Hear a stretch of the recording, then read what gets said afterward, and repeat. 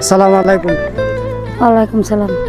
আমাদের ঘর নদীতে ভাঙছে নাকি? আমার নদীতে ডাইরেক্ট গেছে না।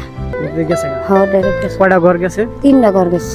আচ্ছা 3টা ঘর গেছে। হ্যাঁ এখন আপনারা এই জায়গায় আর কি ঘর উঠাইতেছেন না? আমরা হয় কি নতুন করে উঠাইতেছেন ঘরগুলা?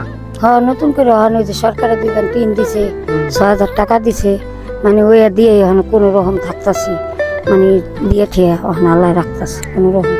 টিন কাঠ এই কাঠ কি কিনা লাগছে না আর কিছু? হ্যাঁ আর কেনা লাগছে না হেতে সরকার থেকে তো আর সব দেয় না, সব দেয়নি। 6,000 টাকা দিছে আর দিবেন 3টা ঘর সম্পূর্ণ হয়ে গেছে। সম্পূর্ণ গেছে, আমি কিছু রাখতে পারিনি। আচ্ছা আচ্ছা, কিন্তু ওইদিকে তাকায় বলেন কথাটা, তাহলে আমরা ভালোভাবে নিতে পারবো। দেখা যায় এখন আপনার 3টা ঘর গেছে, এখানে এই জায়গাটা আইছেন, জায়গাটা কি আপনার নিজের? না জায়গাটাও আমার একজনে সাহায্য করছে। জায়গাটা একজনে দিছে যে আপনি কোনো রকম থাকেন, কারণ আমার তো আর কিছু নাই। কিছু নেই, হ্যাঁ। আমার লবণের টোপাটা আমি হেও আনতে পারিনি। আমার পুরা নাতির অনেক কষ্ট করে বাইর করে আনছি।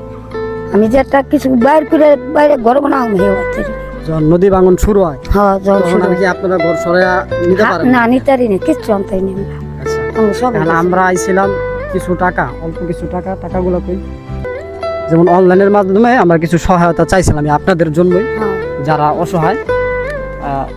এখন এই ধরেন অল্প কিছু টাকা দিয়ে গেলাম, তা আমি দেই নাই, দিছে হলো প্রবাসীরা, কারা দিছে? যারা বিদেশে থাকে, হ্যাঁ কাজ করে, হ্যাঁ দেশের রেমিটেন্স পাঠায়, রেমিটেন্স যোদ্ধা এরা পাঠাইছে।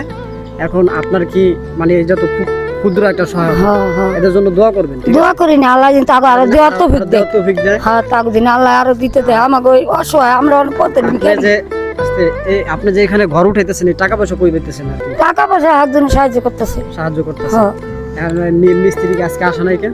না আজকে আসে, আজকে আবার এই করে একলা মিস্ত্রি ওই যে দেওয়ারের ঘর আবার গাঙ্গে নিয়ে যাইতেছে, এই ঘর ভাঙতে আবার গেছে। আচ্ছা যাই হোক, আর কথা বলতে চাইতেছি না বেশি, যে আপনাকে এই অবস্থা দেখলাম আইসা, খুবই খারাপ অবস্থা। যেমন টাকা না থাকলে এই ঘর উঠাইতেও সমস্যা হয়ে যায়। হ্যাঁ তাই আপনার যদি আর কোনো বড় সহায়তা আসে, আমরা নাম আছে, আমরা আপনাদের সাথে এই যোগাযোগ করব। আপনারা যদি দয়া করেন তা দিয়ে। ঠিক আছে, ধন্যবাদ। আচ্ছা। আপনাদের